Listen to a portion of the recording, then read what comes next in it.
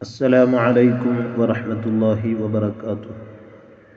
بسم الله الرحمن الرحيم. الحمد لله رب العالمين.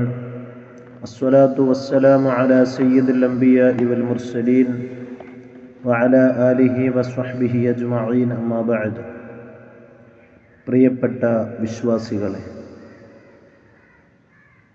ഏതൊരു മനുഷ്യനും ആഗ്രഹിക്കുന്ന 3 കാര്യങ്ങളാണ് മാനസിക, ശാരീരിക, സാമ്പത്തിക സൗഖ്യം എന്നുള്ളത്. പരിശുദ്ധമായ ഇസ്ലാം ഈ 3 സൗഖ്യങ്ങൾക്കും ഒരു മാർഗം പറഞ്ഞു തന്നിട്ടുണ്ട്, ഒരു എളുപ്പ വഴി പറഞ്ഞു തന്നിട്ടുണ്ട്. ശാരീരികമായ സൗഖ്യവും മാനസികമായ സൗഖ്യവും സാമ്പത്തികമായ സൗഖ്യവും അതുവഴി നമുക്ക് ലഭ്യമാകും. കുടുംബബന്ധം ചേർക്കുക എന്നുള്ളതാണ് ആ എളുപ്പ വഴി. കാരണം മുത്തുനബി സല്ലല്ലാഹു അലൈഹി വസല്ലമ തങ്ങൾ പറഞ്ഞത്,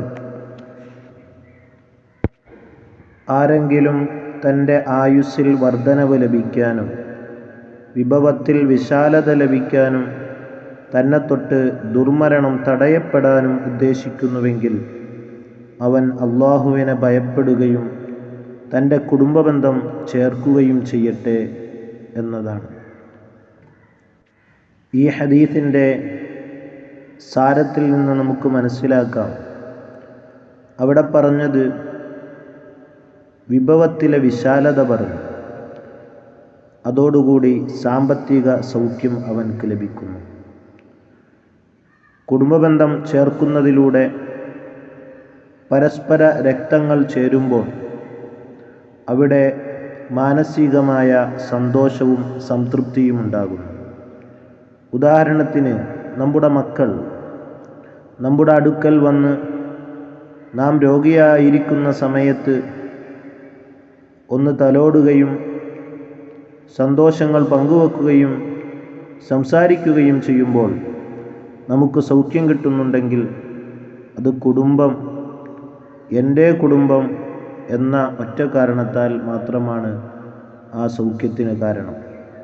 അതുവഴി മാനസിക സൗഖ്യം ലഭിക്കുന്നു. മാനസിക സൗഖ്യം ലഭിക്കുന്നതിലൂടെ അവൻക്ക് ശാരീരിക സൗഖ്യവും ലഭിക്കുകയാണ്. ഇതാണ് നമുക്ക് ഒരു മനുഷ്യന് ഏൽക്കേണ്ടി വരുന്ന സാമ്പത്തികവും ശാരീരികവും മാനസികവുമായ ബുദ്ധിമുട്ടുകളെ തരണം ചെയ്യാനുള്ള ഏറ്റവും വലിയ പോംവഴി. അല്ലാഹു തആല തൗഫീഖ് ചെയ്യുമാറാകട്ടെ. അസ്സലാമു അലൈക്കും വറഹ്മത്തുള്ളാഹി.